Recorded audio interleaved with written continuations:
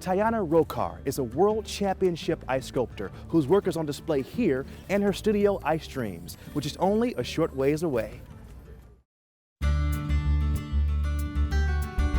I think many times it just shows your dreams. And that's what you're looking in ice, what you're dreaming too, so it's magical. I'm originally from Croatia, that's where I grew up, and come here.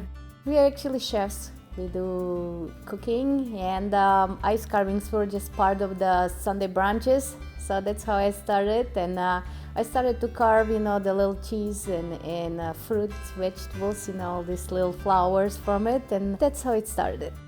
It's different, ice is cold, but it can show so much more than regular clay. It's physical too, and you have to have certain energy to carve it, and I like that. These are sculptures now for the Plymouth Ice Show. They're gonna be displayed at some of the clients or vendors there who requested them.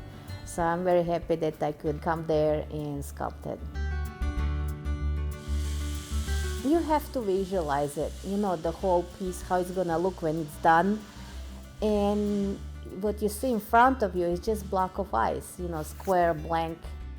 First you make the little, outline and like a template, and then you start taking away all these, extra parts which don't belong to show the picture you had in your head when you started. I used the chainsaw to carve out the majority shape, of the ice. Then later on, for more intricate work to smooth down the surface and to carve it a little more in, I use the sander. Then there is the chisels, which I use if I want that it looks, more like a crystal, and it shapes it more. Then also the die grinders, which adds like the fine details, like an eyes, like a little swirlies around, hair, all these final details. That's what I use. And on the end, I use the torch, the fire, to melt down the surface to make it to look like a glass. I do like the crystal look. The ice is clear, and I try to show that clearness and purity of the ice too. We produce our ice blocks here in the studio. Basically, this is the machines, the ice block makers, where we make our ice. The average take 3 to 4 days to freeze block of ice. They come 300 pounds. This is actually ready ice to be harvested for the ice carvings. So it will take, we'll hook them up on these two clips and lift them out.